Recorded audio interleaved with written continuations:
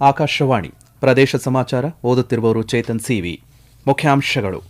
17ನೇ ಬಾರಿಗೆ ಬಜೆಟ್ ಮಂಡಿಸಿದ ಮುಖ್ಯಮಂತ್ರಿ ಸಿದ್ದರಾಮಯ್ಯ. ಶಿಕ್ಷಣ ಕ್ಷೇತ್ರಕ್ಕೆ 47,224 ಕೋಟಿ ರೂಪಾಯಿ ಮೀಸಲು. 16 ವರ್ಷದ ಒಳಗಿನ ಮಕ್ಕಳು ಸಾಮಾಜಿಕ ಜಾಲತಾಣದ ಬಳಕೆಗೆ ನಿಷೇಧ, ಮುಖ್ಯಮಂತ್ರಿ ಘೋಷಣೆ. ಬೆಂಗಳೂರಿನ ವಿಕ್ಟೋರಿಯಾ ಆಸ್ಪತ್ರೆಗೆ ಶಾಂತವೇರಿ ಗೋಪಾಲಗೌಡ ಆಸ್ಪತ್ರೆ ಎಂದು ಮರು ನಾಮಕರಣ. ಮಧುಮೇಹದಿಂದ ಬಳಲುತ್ತಿರುವ 18 ವರ್ಷದ ಒಳಗಿನ ಮಕ್ಕಳಿಗೆ ಉಚಿತ ಇನ್ಸುಲಿನ್ ಪೆನ್.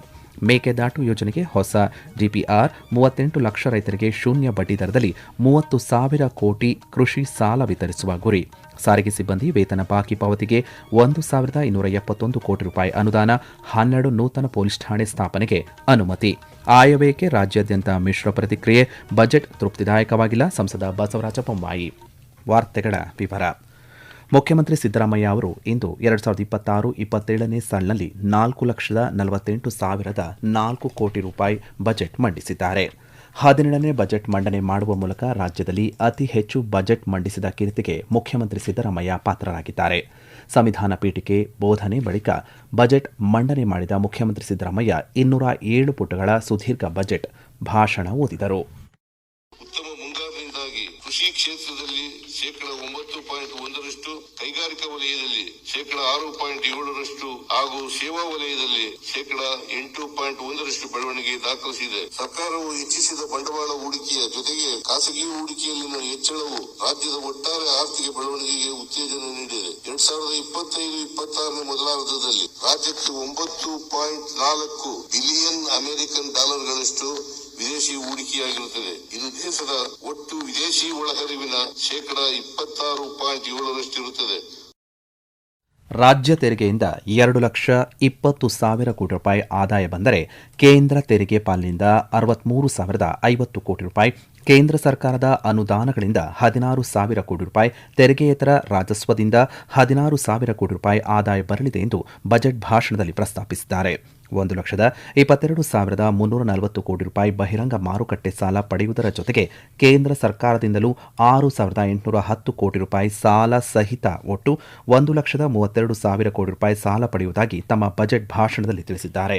ಈ ಬಾರಿಯ ಬಜೆಟ್ನಲ್ಲಿ ಶಿಕ್ಷಣ ಕ್ಷೇತ್ರಕ್ಕೆ ಅತಿ ಹೆಚ್ಚು 47,244 ಕೋಟಿ ರೂಪಾಯಿ ಅಂದರೆ ಶೇಕಡಾ 10%, ಮಹಿಳಾ ಮತ್ತು ಮಕ್ಕಳ ಕಲ್ಯಾಣ ಇಲಾಖೆಗೆ 34,929 ಕೋಟಿ, ಇಂಧನ 29,947 ಕೋಟಿ, ಗ್ರಾಮೀಣಾಭಿವೃದ್ಧಿ ಮತ್ತು ಪಂಚಾಯತ್ ರಾಜ್ ಇಲಾಖೆಗೆ 26,559 ಕೋಟಿ, ನೀರಾವರಿ ಇಲಾಖೆಗೆ 22,436 ಕೋಟಿ, ನಗರಾಭಿವೃದ್ಧಿ ಮತ್ತು ವಸತಿ ಇಲಾಖೆಗೆ 22,203 ಕೋಟಿ, ಒಳಾಡಳಿತ ಮತ್ತು ಸಾರಿಗೆ ಇಲಾಖೆಗೆ 23,100 ಕೋಟಿ, ಆರೋಗ್ಯ ಮತ್ತು ಕುಟುಂಬ ಕಲ್ಯಾಣ ಇಲಾಖೆಗೆ 17,817 ಕೋಟಿ, ಕಂದಾಯ 19,843 ಕೋಟಿ, ಸಮಾಜ ಕಲ್ಯಾಣ 18,616 ಕೋಟಿ, ಲೋಕೋಪಯೋಗಿ 11,424 ಕೋಟಿ, ಆಹಾರ ಮತ್ತು ನಾಗರಿಕ ಸರಬರಾಜು ಇಲಾಖೆಗೆ 7,942 ಕೋಟಿ, ಕೃಷಿ ಮತ್ತು ತೋಟಗಾರಿಕಾ ಇಲಾಖೆಗೆ 8,373 ಕೋಟಿ, ಪಶು ಸಂಗೋಪನೆ ಮತ್ತು ಮೀನುಗಾರಿಕೆಗೆ 4,084 ಕೋಟಿ ಹಾಗೂ ಇತರೆ ವಲಯಕ್ಕೆ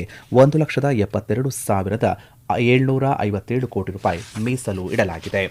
16 ವರ್ಷದ ಒಳಗಿನ ಮಕ್ಕಳಿಗೆ ಸಾಮಾಜಿಕ ಮಾಧ್ಯಮದ ಬಳಕೆಯನ್ನು ನಿಷೇಧಿಸಲಾಗುವುದು ಎಂದು ಆಯವ್ಯಯದಲ್ಲಿ ಮುಖ್ಯಮಂತ್ರಿ ಸಿದ್ದರಾಮಯ್ಯ ಘೋಷಣೆ ಮಾಡಿದ್ದಾರೆ. ಹೆಚ್ಚುತ್ತಿರುವ ಮೊಬೈಲ್ ಬಳಕೆಯಿಂದ ಮಕ್ಕಳ ಮೇಲೆ ಬೀರುವ ಅಡ್ಡ ಪರಿಣಾಮಗಳನ್ನು ತಡೆಗಟ್ಟುವ ಉದ್ದೇಶದಿಂದ ಈ ನಿರ್ಧಾರ ಕೈಗೊಂಡಿರುವುದಾಗಿ ಅವರು ತಿಳಿಸಿದ್ದಾರೆ. ವಿದ್ಯಾರ್ಥಿಗಳ ಆರೋಗ್ಯ, ಭವಿಷ್ಯ ಮತ್ತು ವ್ಯಕ್ತಿತ್ವ ರೂಪಿಸುವ ಸ್ಥಳವಾಗಿರುವಂತಹ ಶಾಲಾ ಕಾಲೇಜುಗಳು, ವಿಶ್ವವಿದ್ಯಾಲಯಗಳಲ್ಲಿ ಮಾದಕ ವಸ್ತುಗಳ ಬಳಕೆಯನ್ನು ತಡೆಯಲು ಜಾಗೃತಿ ಮೂಡಿಸಲು ನಿರ್ಧರಿಸಲಾಗಿದೆ ಎಂದು ಹೇಳಿದ್ದಾರೆ. ಆರೋಗ್ಯ ಕ್ಷೇತ್ರಕ್ಕೆ ಸಂಬಂಧಪಟ್ಟಂತೆ 2026ರ ಬಜೆಟ್ನಲ್ಲಿ ಮುಖ್ಯಮಂತ್ರಿ ಸಿದ್ದರಾಮಯ್ಯ ಮಹತ್ವದ ಘೋಷಣೆಗಳನ್ನು ಮಾಡಿದ್ದಾರೆ. ಬೆಂಗಳೂರಿನ ಐತಿಹಾಸಿಕ ವಿಕ್ಟೋರಿಯಾ ಆಸ್ಪತ್ರೆಯನ್ನು ಇನ್ನು ಮುಂದೆ ಶಾಂತವೇರಿ ಗೋಪಾಲಗೌಡ ಆಸ್ಪತ್ರೆ ಎಂದು ಮರು ನಾಮಕರಣ ಮಾಡಲಾಗುವುದು ಎಂದು ತಿಳಿಸಿದ್ದಾರೆ. ವೈದ್ಯಕೀಯ ಸೌಲಭ್ಯ ಹೆಚ್ಚಿಸುವ ನಿಟ್ಟಿನಲ್ಲಿ ಕಾರವಾರ, ಯಾದಗಿರಿಯಲ್ಲಿ ತಲಾ 100 ಕೋಟಿ ರೂಪಾಯಿ ವೆಚ್ಚದಲ್ಲಿ ಸೂಪರ್ ಸ್ಪೆಷಾಲಿಟಿ ಆಸ್ಪತ್ರೆ ಆರಂಭಿಸುವ ಘೋಷಣೆ ಮಾಡಿದ್ದಾರೆ. ವಿಜಯಪುರ ಹಾಗೂ ಕೋಲಾರದಲ್ಲಿ ಮೆಡಿಕಲ್ ಕಾಲೇಜು ಆರಂಭಕ್ಕೆ ಡಿಪಿಆರ್ ನಿರ್ಮಿಸಲು ಸರ್ಕಾರ ಮುಂದಾಗಿದೆ. ವಿಜಯನಗರ ಮತ್ತು ಕೊಪ್ಪಳದಲ್ಲಿ ಕ್ಯಾನ್ಸರ್ ಆರೈಕೆ ಕೇಂದ್ರ ಸ್ಥಾಪನೆಗೂ ಸರ್ಕಾರ ಮುಂದಾಗಿದೆ. ಬೆಂಗಳೂರಿನ ವಾಣಿವಿಲಾಸ ಆಸ್ಪತ್ರೆ ಮತ್ತು ಕಲಬುರಗಿಯ ವೈದ್ಯಕೀಯ ಕಾಲೇಜಿನಲ್ಲಿ ಐವಿಎಫ್ ಕೇಂದ್ರ ಸ್ಥಾಪನೆಗೆ ತಲಾ ₹1 ಕೋಟಿ ಘೋಷಣೆ ಮಾಡಲಾಗಿದೆ. ಮೈಸೂರಿನ 400 ಹಾಸಿಗೆ ಸಾಮರ್ಥ್ಯದ ಜಯದೇವ ಹೃದ್ರೋಗ ಆಸ್ಪತ್ರೆಯನ್ನು 400 ಹಾಸಿಗೆ ಸಾಮರ್ಥ್ಯದ ಆಸ್ಪತ್ರೆಯನ್ನಾಗಿ ₹180 ಕೋಟಿ ವೆಚ್ಚದಲ್ಲಿ ಮೇಲ್ದರ್ಜೆಗೆ ಏರಿಸಲಾಗುವುದು ಎಂದು ಮುಖ್ಯಮಂತ್ರಿ ಬಜೆಟ್ನಲ್ಲಿ ಘೋಷಣೆ ಮಾಡಿದ್ದಾರೆ. ಟೈಪ್ 1 ಮಧುಮೇಹದಿಂದ ಬಳಲುತ್ತಿರುವಂತಹ 18 ವರ್ಷ ವಯಸ್ಸಿನವರೆಗಿನ ಮಕ್ಕಳ ಆರೋಗ್ಯವನ್ನು ಸುಧಾರಿಸುವ ನಿಟ್ಟಿನಲ್ಲಿ ಉಚಿತ ಇನ್ಸುಲಿನ್ ಪೆನ್ ನೀಡಲು ನಿರ್ಧರಿಸಲಾಗಿದೆ. ರಾಜ್ಯದಲ್ಲಿ ಬೇಡಿಕೆ ಇರುವಂತಹ 50 ಕೇಂದ್ರಗಳಲ್ಲಿ 150 ಹಾಸಿಗೆ ಸಾಮರ್ಥ್ಯ ಹೆಚ್ಚಿಸುವ ಮೂಲಕ ವಾರ್ಷಿಕವಾಗಿ ₹1.35 ಲಕ್ಷ ಡಯಾಲಿಸಿಸ್ ಸೇವೆ ಹಾಗೂ ಇದಕ್ಕಾಗಿ ₹20 ಕೋಟಿ ಅನುದಾನವನ್ನು ಮೀಸಲಿಡಲು ನಿರ್ಧರಿಸಲಾಗಿದೆ. ಆರೋಗ್ಯ ಇಲಾಖೆಯಲ್ಲಿ ಖಾಲಿ ಇರುವಂತಹ 2500 ಹುದ್ದೆಗಳ ಭರ್ತಿಗೂ ಸರ್ಕಾರ ತೀರ್ಮಾನಿಸಿದೆ. ಪ್ರದೇಶ ಸಮಾಚಾರ ಕೇಳುತ್ತಿದ್ದೀರಿ.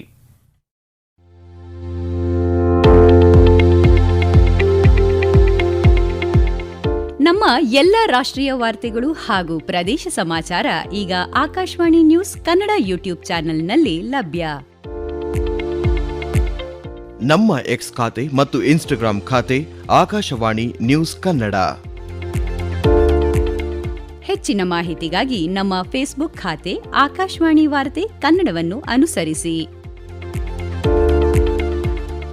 ಮಾಹಿತಿಗಳ ಹೂರಣ, ವಾರದ ಕಾರ್ಯಕ್ರಮ, ಪ್ರಚಲಿತ ವಿದ್ಯಮಾನ ಪ್ರತಿ ಬುಧವಾರ ರಾತ್ರಿ 9:15 ಮೇಕೆದಾಟು ಯೋಜನೆಯ ಪರಿಷ್ಕೃತ ವಿಸ್ತೃತ ಯೋಜನಾ ವರದಿಯನ್ನು ಶೀಘ್ರವೇ ಸಿದ್ಧಪಡಿಸಿ ಅನುಮೋದನೆಗೆ ಹಾಗೂ ಅರಣ್ಯ ಪ್ರದೇಶದ ಬಳಕೆಗೆ ಕೇಂದ್ರ ಸರ್ಕಾರಕ್ಕೆ ಪ್ರಸ್ತಾವನೆ ಸಲ್ಲಿಸಲು ಆಯವ್ಯಯದಲ್ಲಿ ನಿರ್ಧರಿಸಲಾಗಿದೆ. ಎರಡನೇ ಹಂತದಲ್ಲಿ ಬಾಕಿ ಇರುವಂತಹ 18.73 ಕಿಲೋಮೀಟರ್ ಉದ್ದದ ಕಾಲುವೆ ಕಾಮಗಾರಿಗಳನ್ನು ಶೀಘ್ರವೇ ಪೂರ್ಣಗೊಳಿಸಲು ನಿರ್ಧಾರ ತೆಗೆದುಕೊಳ್ಳಲಾಗಿದೆ. ಹೆಚ್ಚುವರಿ ನೀರನ್ನು ಸಂಗ್ರಹಿಸಿ ಸದ್ಬಳಕೆ ಮಾಡಿಕೊಳ್ಳಲು ಕೊರಟಗೆರೆ ತಾಲೂಕಿನ ವಡೇರಹಳ್ಳಿ ಸಮೀಪದ 1.2 ಟಿಎಂಸಿ ಸಾಮರ್ಥ್ಯದ ಸಮತೋಲನ ಜಲಾಶಯ ನಿರ್ಮಾಣಕ್ಕೆ ನಿರ್ಧರಿಸಲಾಗಿದೆ. ಉತ್ತರ ಕರ್ನಾಟಕದ ಆಲಮಟ್ಟಿ ಅಣೆಕಟ್ಟೆಯನ್ನು 519.6 ಮೀಟರ್ನಿಂದ 524.256 ಮೀಟರ್ ಎತ್ತರಿಸುವ ಕಾಮಗಾರಿಯಿಂದ ಮುಳುಗಡೆಯಾಗುವಂತಹ ಜಮೀನಿಗೆ ಪರಿಹಾರ ನೀಡಲು ದರ ಪರಿಷ್ಕರಿಸಲಾಗಿದೆ ಎಂದು ಬಜೆಟ್ನಲ್ಲಿ ಮುಖ್ಯಮಂತ್ರಿ ತಿಳಿಸಿದ್ದಾರೆ. ಕೃಷಿ ಕ್ಷೇತ್ರದ ಅಭಿವೃದ್ಧಿಗೆ ಆಯವ್ಯಯದಲ್ಲಿ ಹಲವು ಯೋಜನೆಗಳನ್ನು ಘೋಷಣೆ ಮಾಡಲಾಗಿದೆ. ಮುಖ್ಯಮಂತ್ರಿ ಕೃಷಿ ವಿಸ್ತಾರ ಯೋಜನೆಗೆ ಜಾರಿಗೆ ₹100 ಕೋಟಿ, ಭತ್ತದ ಕೃಷಿಯಲ್ಲಿ ನೀರಿನ ಬಳಕೆಯ ದಕ್ಷತೆಗೆ ಪರ್ಯಾಯ ತೇವ ಒಣಗಿಸುವ ವಿಧಾನಗಳಿಗೆ ಉತ್ತೇಜನ, ಕೋಲಾರದಲ್ಲಿ ರೈತ ಮಾಲ್ಗಳ ಸ್ಥಾಪನೆ, ಬೆಳೆಗಳಲ್ಲಿ ಕೀಟ ಮತ್ತು ರೋಗಗಳ ನಿಯಂತ್ರಣಕ್ಕೆ ಸಸ್ಯ ಸಂಜೀವಿನಿ ಯೋಜನೆ ಜಾರಿಗೆ ತರಲು ನಿರ್ಧರಿಸಲಾಗಿದೆ. ಉತ್ತರ ಕರ್ನಾಟಕದಲ್ಲಿ ಬೆಳೆಯುವ ರೇಷ್ಮೆ ಗೂಡುಗಳನ್ನು ಎಲ್ಲ ಮಾರುಕಟ್ಟೆಗಳಲ್ಲಿ ಮಾರಾಟ ಮಾಡಲು ಪ್ರತಿ ಕೆಜಿ ಗೂಡಿನ ಸಾಕಾಣಿಕಾ ವೆಚ್ಚ ₹20 ಹೆಚ್ಚಳ. ರಾಮನಗರ, ಶಿಡ್ಲಘಟ್ಟ, ಹಾವೇರಿ, ತಾಂಡವಪುರ ಮತ್ತು ಕಲಬುರಗಿಯಲ್ಲಿ ಸಿಲ್ಕ್ ಪಾರ್ಕ್ಗಳ ಸ್ಥಾಪನೆ ಮಾಡುವ ನಿಟ್ಟಿನಲ್ಲಿ ಬಜೆಟ್ನಲ್ಲಿ ಮುಖ್ಯಮಂತ್ರಿ ಸಿದ್ದರಾಮಯ್ಯ ಘೋಷಣೆ ಮಾಡಿದ್ದಾರೆ. ಪ್ರಸಕ್ತ ಸಾಲಿನಲ್ಲಿ ಶಾಲಾ ಕಾಲೇಜುಗಳಲ್ಲಿ ಖಾಲಿ ಇರುವಂತಹ 15,000 ಬೋಧಕ ಹುದ್ದೆಗಳನ್ನು ಭರ್ತಿ ಮಾಡಲಾಗುವುದು ಎಂದು ಮುಖ್ಯಮಂತ್ರಿ ಘೋಷಣೆ ಮಾಡಿದ್ದಾರೆ. ಇದರೊಂದಿಗೆ ಸರ್ಕಾರಿ ಪ್ರಥಮ ದರ್ಜೆ ಕಾಲೇಜುಗಳು, ಇಂಜಿನಿಯರಿಂಗ್ ಕಾಲೇಜುಗಳು, ಪಾಲಿಟೆಕ್ನಿಕ್ ಕಾಲೇಜುಗಳು ಮತ್ತು ಯುವಿಸಿವಿ ವಿಶ್ವವಿದ್ಯಾಲಯಗಳಲ್ಲಿ ಒಟ್ಟಾರೆ 2,000 ಬೋಧಕ ಹುದ್ದೆಗಳನ್ನು ಭರ್ತಿ ಮಾಡಲು ಅನುಮತಿ ನೀಡಲಾಗಿದೆ. ಪ್ರಸಕ್ತ ಸಾಲಿನಲ್ಲಿ 38 ಲಕ್ಷ ರೈತರಿಗೆ ಶೂನ್ಯ ಬಡ್ಡಿ ದರದಲ್ಲಿ 30,000 ಕೋಟಿ ಕೃಷಿ ಸಾಲ ವಿತರಿಸುವ ಗುರಿಯನ್ನು ಹೊಂದಲಾಗಿದೆ. ಕೃಷಿ ಉತ್ಪನ್ನ ಮಾರುಕಟ್ಟೆ ಸಮಿತಿಗಳ ಕಾರ್ಯ ಚಟುವಟಿಕೆಗಳನ್ನು ಸಂಪೂರ್ಣ ಡಿಜಿಟಲೀಕರಣಗೊಳಿಸಲು ₹10 ಕೋಟಿ ವೆಚ್ಚದಲ್ಲಿ ಇಆರ್ಪಿ ವ್ಯವಸ್ಥೆ ಜಾರಿ. 1,628 ಪ್ರಾಥಮಿಕ ಕೃಷಿ ಪತ್ತಿನ ಸಹಕಾರ ಸಂಘಗಳ ಗಣಕೀಕರಣ. ಪ್ರತಿ ಜಿಲ್ಲೆಯಲ್ಲಿ ಜಿಲ್ಲಾ ಸಹಕಾರ ಕೇಂದ್ರ ಬ್ಯಾಂಕ್ ಸ್ಥಾಪನೆಗೆ ಆರ್ಬಿಐಗೆ ಪ್ರಸ್ತಾವನೆ ಸಲ್ಲಿಸಲು ನಿರ್ಧರಿಸಲಾಗಿದೆ. ಅನ್ನಭಾಗ್ಯ ಯೋಜನೆ ಅಡಿಯಲ್ಲಿ ನೀಡುತ್ತಿರುವಂತಹ ಹೆಚ್ಚುವರಿ 5 ಕೆಜಿ ಅಕ್ಕಿ ಬದಲಾಗಿ ತೊಗರಿಬೇಳೆ, ಸಕ್ಕರೆ, ಉಪ್ಪು, ಅಡಿಕೆ ಎಣ್ಣೆ ಒಳಗೊಂಡಂತಹ ಇಂದಿರಾ ಆಹಾರ ಕಿಟ್ ವಿತರಣೆ. ರಾಜ್ಯದಲ್ಲಿ 12 ನೂತನ ಪೊಲೀಸ್ ಠಾಣೆ ಸ್ಥಾಪನೆಗೂ ರಾಜ್ಯ ಸರ್ಕಾರ ಮುಂದಾಗಿದೆ. ದಕ್ಷಿಣ ಕನ್ನಡ ಜಿಲ್ಲೆಗೆ 2 ಹೊಸ ಪೊಲೀಸ್ ಠಾಣೆ ಘೋಷಣೆ ಮಾಡಲಾಗಿದೆ. ಜಿಲ್ಲೆಯ ಮಾಣಿ ಮತ್ತು ಸಜಿಪನಡು, ಮೈಸೂರಿನ ಉದಯಗಿರಿ, ಕೋಲಾರದ ನರಸಾಪುರ ಕೈಗಾರಿಕಾ ವಲಯ ಪೊಲೀಸ್ ಠಾಣೆ ಸೇರಿದಂತೆ ರಾಜ್ಯದಲ್ಲಿ ಹೊಸ 12 ಠಾಣೆಗಳ ಸ್ಥಾಪನೆ ಆಗಲಿದೆ. ದಾವಣಗೆರೆ ದಕ್ಷಿಣ ವಿಧಾನಸಭಾ ಕ್ಷೇತ್ರದ ಉಪಚುನಾವಣೆಯ ಹಿನ್ನೆಲೆಯಲ್ಲಿ ಮೂಲಭೂತ ಸೌಕರ್ಯಗಳ ಅಭಿವೃದ್ಧಿಗಾಗಿ ಆಯವ್ಯಯದಲ್ಲಿ ₹100 ಕೋಟಿ ಘೋಷಣೆ ಮಾಡಲಾಗಿದೆ. ಆಯವ್ಯಯದಲ್ಲಿ ರಾಜ್ಯ ಸಾರಿಗೆ ಇಲಾಖೆಗೂ ಭಾರೀ ಅನುದಾನ ಮತ್ತು ಪ್ರಮುಖ ಯೋಜನೆಗಳನ್ನು ಘೋಷಣೆ ಮಾಡಲಾಗಿದೆ. ಶಕ್ತಿ ಯೋಜನೆಗೆ ₹5,300 ಕೋಟಿ, ಸಾರಿಗೆ ಸಿಬ್ಬಂದಿ ವೇತನ ಬಾಕಿ ಪಾವತಿಗೆ ₹1,271 ಕೋಟಿ, 1,000 ಡೀಸೆಲ್ ಬಸ್ ಖರೀದಿ. ಕರ್ನಾಟಕ ಎಲೆಕ್ಟ್ರಿಕಲ್ ಬಸ್ ಯೋಜನೆಗೆ ₹2,000 ಕೋಟಿ, 4,000 ವಿದ್ಯುತ್ ಚಾಲಿತ ಬಸ್. ತರೀಕೆರೆಯಲ್ಲಿ ಬಸ್ ಡಿಪೋ ನಿರ್ಮಾಣಕ್ಕೆ ಬಜೆಟ್ನಲ್ಲಿ ಅನುದಾನ ಮೀಸಲಿಡಲಾಗಿದೆ. ಮುಖ್ಯಮಂತ್ರಿ ಸಿದ್ದರಾಮಯ್ಯ ಮಂಡಿಸಿದಂತಹ ಬಜೆಟ್ ತೃಪ್ತಿದಾಯಕವಾಗಿಲ್ಲ ಎಂದು ಮಾಜಿ ಮುಖ್ಯಮಂತ್ರಿ ಬಸವರಾಜ ಬೊಮ್ಮಾಯಿ ಅಭಿಪ್ರಾಯಪಟ್ಟಿದ್ದಾರೆ. ಕಳಪೆ ಬಜೆಟ್. ಯಾಕೆ ಕಳಪೆ ಅಂತಂದ್ರೆ ಅಭಿವೃದ್ಧಿ ಶೂನ್ಯ, ಪ್ರಗತಿ ರಹಿತವಾಗಿರುವಂತ, ಅತಿ ಹೆಚ್ಚು ಸಾಲ ಮಾಡಿರುವ ದಾಖಲೆ. 1,32,000 ಕೋಟಿ ಸಾಲ ಮಾಡಿ ಸುಮಾರು 25,000 ಕೋಟಿ ಹೊಸ ತೆರಿಗೆಗಳನ್ನು ಹಾಕಿ 32,000 ಕೋಟಿ ಕೊರತೆ ಬಜೆಟ್ ಅನ್ನು ಮಾಡಿದ್ರೆ ಇದು ಕಳಪೆ ಹೇಳಿದೆ. ಮತ್ತೆ ದಿಕ್ಕು ದಶೆ ಇಲ್ಲದೆ ಪ್ರಗತಿ ಶೂನ್ಯ, ಸಾಲದ ಸೂಲಕ್ಕೆ ರಾಜ್ಯವನ್ನ ತೆಗೆದುಕೊಂಡು ಹೋಗುವಂತ ಒಂದು ಕಳಪೆ ಬಜೆಟ್. ಇದರಿಂದ ದೂರಗಾಮಿ ರಾಜ್ಯದ ಹಣಕಾಸಿನ ಮೇಲೆ ಬಹಳ ದೊಡ್ಡ ಪರಿಣಾಮ ಆಗ್ತದೆ. ರಾಜ್ಯವನ್ನ ಕನಿಷ್ಠ 10-15 ವರ್ಷ ಹಿಂದೆ ತೆಗೆದುಕೊಂಡು ಹೋಗಿರುವಂತ ಇದು ಬಜೆಟ್ ಬಹಳ ನಿರಾಶೆ ಆಗಿದೆ. ಮುಖ್ಯಮಂತ್ರಿ ಸಿದ್ದರಾಮಯ್ಯ ಅವರು ಕೋಲಾರ ಜಿಲ್ಲೆಗೆ ಸರ್ಕಾರಿ ಮೆಡಿಕಲ್ ಕಾಲೇಜು ಮಂಜೂರು ಮಾಡಿರುವುದು ಸ್ವಾಗತಾರ್ಹ ಎಂದು ರೈತ ಸಂಘದ ಯುವ ಘಟಕದ ರಾಜ್ಯಾಧ್ಯಕ್ಷ ಕಲ್ವಾ ಮಂಜಲಿ ರಾಮು ಶಿವಣ್ಣ ತಿಳಿಸಿದ್ದಾರೆ. ಇವತ್ತು ರೈತರಿಗೆ ಕೋಲಾರದಲ್ಲಿ ಎಲ್ಲಾ ತಾಲೂಕಿನಲ್ಲಿಯೂ ರೈತ ಮಾಲನ್ನ ಸ್ಥಾಪನೆ ಮಾಡ್ತೀವಿ ಅಂತ ಹೇಳಿ ಬಜೆಟ್ ಅಲ್ಲಿ ಮಂಡನೆ ಮಾಡಿದ್ದಾರೆ. ಅದ್ರ ಜೊತೆಗೆ ಇವತ್ತು ಸರ್ಕಾರಿ ಮೆಡಿಕಲ್ ಕಾಲೇಜ್ ಮಂಜೂರು ಮಾಡಿದ್ದಾರೆ. ನಾವು ಧನ್ಯವಾದಗಳನ್ನ ಅರ್ಪಿಸ್ತಾ ಇದ್ದೀವಿ. ಜಿಎಸ್ಟಿ ಸಂಗ್ರಹಣೆಯಲ್ಲಿ ಪ್ರಸಕ್ತ ವರ್ಷ 10,000 ಕೋಟಿ ರೂಪಾಯಿ ಮತ್ತು ಮುಂದಿನ ವರ್ಷ 15,000 ಕೋಟಿ ರೂಪಾಯಿ ಕೊರತೆಯಾಗಲಿದೆ ಎಂದು ಅಂದಾಜಿಸಲಾಗಿದೆ. ರಾಜ್ಯದ ಒಟ್ಟು ಸಾಲ 8,24,389 ಕೋಟಿ ರೂಪಾಯಿ ಎಂದು ಆಯವ್ಯಯ ಮಂಡನೆ ವೇಳೆ ಮುಖ್ಯಮಂತ್ರಿ ಘೋಷಣೆ ಮಾಡಿದ್ದಾರೆ. ಮುಖ್ಯಮಂತ್ರಿ ಸಿದ್ದರಾಮಯ್ಯ ಮಂಡಿಸಿದ ಬಜೆಟ್ನಲ್ಲಿ ಉಪಮುಖ್ಯಮಂತ್ರಿ ಡಿಕೆ ಶಿವಕುಮಾರ್ ಅವರ ಬ್ರ್ಯಾಂಡ್ ಬೆಂಗಳೂರು ಪರಿಕಲ್ಪನೆಗೆ 7,000 ಕೋಟಿ ರೂಪಾಯಿ ಅನುದಾನ ಘೋಷಣೆ ಮಾಡಲಾಗಿದೆ. ರಸ್ತೆಗಳ ವೈಟ್ ಟ್ಯಾಪಿಂಗ್, ಮೂಲಸೌಕರ್ಯ ಸುಧಾರಣೆ, ಸಂಚಾರ ದಟ್ಟಣೆ ನಿವಾರಣೆ, ಪಾದಚಾರಿ ಮಾರ್ಗಗಳ ಅಭಿವೃದ್ಧಿ ಹಾಗೂ ಕೆರೆಗಳ ಜೀರ್ಣೋದ್ಧಾರ ಸೇರಿದಂತೆ ರಾಜಧಾನಿಯ ಸಮಗ್ರ ಅಭಿವೃದ್ಧಿಗೆ ಬಜೆಟ್ ಬಲ ನೀಡಿದೆ. ಬೆಂಗಳೂರು ನಗರದಲ್ಲಿ ರಸ್ತೆ, ಮೂಲಸೌಕರ್ಯ, ಪಾದಚಾರಿ ಮಾರ್ಗ ಮತ್ತು ಸಂಚಾರ ವ್ಯವಸ್ಥೆಯನ್ನು ಸುಧಾರಿಸುವ ಉದ್ದೇಶದಿಂದ ಹಲವು ಮಹತ್ವಾಕಾಂಕ್ಷಿ ಯೋಜನೆಗಳನ್ನು ಬಜೆಟ್ನಲ್ಲಿ ಪ್ರಕಟ ಮಾಡಲಾಗಿದೆ. ನಗರದ 5 ನಗರ ಪಾಲಿಕೆಗಳಲ್ಲಿ 1,233 ಕೋಟಿ ರೂಪಾಯಿ ವೆಚ್ಚದಲ್ಲಿ ವಾರ್ಡ್ ಮಟ್ಟದ ರಸ್ತೆ ಅಭಿವೃದ್ಧಿ ಕಾಮಗಾರಿಗಳನ್ನು ಕೈಗೊಳ್ಳಲು ನಿರ್ಧರಿಸಲಾಗಿದೆ. 1,700 ಕೋಟಿ ರೂಪಾಯಿ ವೆಚ್ಚದಲ್ಲಿ 158 ಕಿಲೋಮೀಟರ್ ಉದ್ದದ ರಸ್ತೆಗಳಿಗೆ ವೈಟ್ ಟ್ಯಾಪಿಂಗ್ ಮತ್ತು 1,936 ಕೋಟಿ ರೂಪಾಯಿ ವೆಚ್ಚದಲ್ಲಿ ಪ್ರಮುಖ ಮತ್ತು ಉಪ ಮುಖ್ಯ ರಸ್ತೆಗಳ ಅಭಿವೃದ್ಧಿ ಕೈಗೊಳ್ಳಲು ಸರ್ಕಾರ ಯೋಜನೆ ರೂಪಿಸಿದೆ. ಮುಂದಿನ 3 ವರ್ಷಗಳಲ್ಲಿ ಬೆಂಗಳೂರಿನ 450 ಕಿಲೋಮೀಟರ್ಗೂ ಹೆಚ್ಚು ರಸ್ತೆಗೆ ವೈಟ್ ಟಾಪಿಂಗ್ ಮಾಡುವ ಯೋಜನೆಗೂ ಅಂದಾಜಿಸಲಾಗಿದೆ. ಇದಕ್ಕಾಗಿ ಸುಮಾರು 3,000 ಕೋಟಿ ರೂಪಾಯಿ ಮೀಸಲು ಇಡಲಾಗಿದೆ. ನಗರದ ಪಾದಚಾರಿಗಳ ಸುರಕ್ಷತೆ ಮತ್ತು ಸೌಲಭ್ಯ ಹೆಚ್ಚಿಸಲು 500 ಕಿಲೋಮೀಟರ್ ಉದ್ದದ ಪಾದಚಾರಿ ಮಾರ್ಗಗಳನ್ನು ಮೇಲ್ದರ್ಜೆಗೇರಿಸುವ ಯೋಜನೆ ರೂಪಿಸಲಾಗಿದೆ.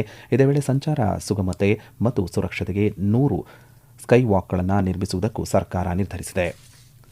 ಕೇಂದ್ರ ಸರ್ಕಾರದ ರಾಷ್ಟ್ರೀಯ ಏಡ್ಸ್ ನಿಯಂತ್ರಣ ಸಂಸ್ಥೆ ನ್ಯಾಕೋ ನಾಳೆ ಬೆಂಗಳೂರಿನಲ್ಲಿ ಲೈಂಗಿಕವಾಗಿ ಹರಡುವ ರೋಗಗಳ ನಿಯಂತ್ರಣಕ್ಕಾಗಿ ಏಡ್ಸ್ ಸುರಕ್ಷಾ ಕಾರ್ಯಾಗಾರವನ್ನು ಏರ್ಪಡಿಸಿದೆ.